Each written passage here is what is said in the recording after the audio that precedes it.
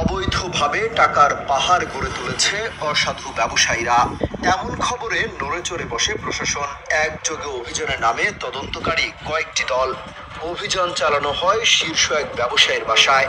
উদ্ধার করা হয় কোটি কোটি টাকা, যা গুনতে রীতিমতো ব্যাংক থেকে টাকা গোনার মেশিন নিয়ে আসা হয়।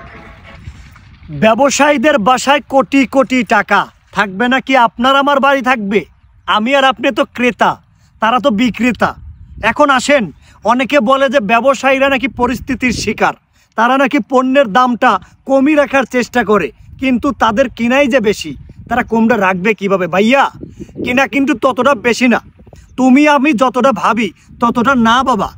আমি তোমাকে একটা পয়েন্ট বলি, আমার নানির গাছের লাউ ধরে এই সাইজের, আমার নানি পাড়া প্রতিবেশীকে মাংনাই দিয়ে দেয়। আর যদি দোকানদাররা কেনে 20-25 টাকা, ওই দোকানদারে কি করে বাজারে নিয়ে গিয়ে 120 টাকা বিক্রি করে। বাজান না, তোমার বিশ্বাস নাই হতে পারে, কিন্তু এটা ছিল বাস্তব। দোকানদারেরা পুরো সিন্ডিকেট বাজান। এই যে আমাদের বাজারের দোকানদার, কাঁচামালের দোকানদার বলো বা ওই তোমার মুদি দোকানদার বলো, এরা সবাই বাদাই ব্যবসায়ী বাবা। এরা যে কোনো পণ্য কিনে নিয়ে এসে অন্য একটা ঘরে বাদাই করে রাখে, পরে তারা নিজেদের মতো দাম নির্ধারণ কইরা তারপরে বিক্রি করা শুরু করে। তুমি বিশ্বাস নাই করতে পারো, কিন্তু এটা বাস্তব। এই যে দেখো, ব্যবসায়ীর চকির নিচে কোটি কোটি টাকা, টাকা গোনার জন্য রীতিমতো ব্যাংকের মেশিন নিয়ে আসতে হয়। তুমি কি মনে করো? তোমার এখানে শিক্ষা গ্রহণ করা উচিত, তোমার এখানে বোঝা উচিত যে ব্যবসায়ীরা তারা কিন্তু যদু মুদু মাল না, তুমি আর আমি না বাবা। তারা সিন্ডিকেট ব্যবসা করে ইতিমধ্যে কোটি কোটি টাকা কামিয়ে নিয়েছে। তুমি কি মনে করো ব্যবসায়ীদের? তুমি কি মনে করো তাদের কি নাই?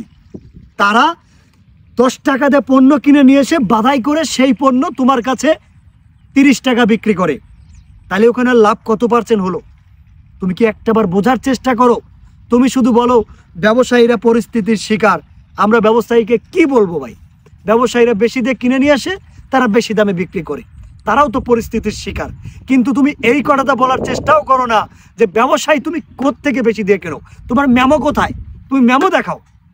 তুমি আমি যদি ওই ভোক্তা অধিকারের মতো প্রত্যেকটা পণ্য কেনার সময় ব্যবসায়ীর কাছ থেকে ওই তোমার স্লিপ চাইতাম, মেমো চাইতাম যে আমাকে দেখাও তুমি কততে কিনলা, তখন কিন্তু শেয়ার দেখাইতে পারতো না। এই দেশ থেকে কিন্তু সিন্ডিকেটটা উঠে যাইতো। কিন্তু এইটা আমি শুধুমাত্র আমি চিল্লা বাল্লা কইরা কোনো লাভ নাই। যেহেতু বাংলাদেশের কেউ কথা কয় না, আমার একা কথা কয়ে লাভ নাই। তবে আমি ভিডিওর শেষে আবারও বলে যাই, বাংলাদেশের প্রত্যেকটা ব্যবসায়ী তারা দুর্নীতিবাজ, তারা সিন্ডিকেট বাজ, তারা এই দেশ নষ্টকারী, তারা এই দেশ ধ্বংসকারী। আমার শেষ কথা।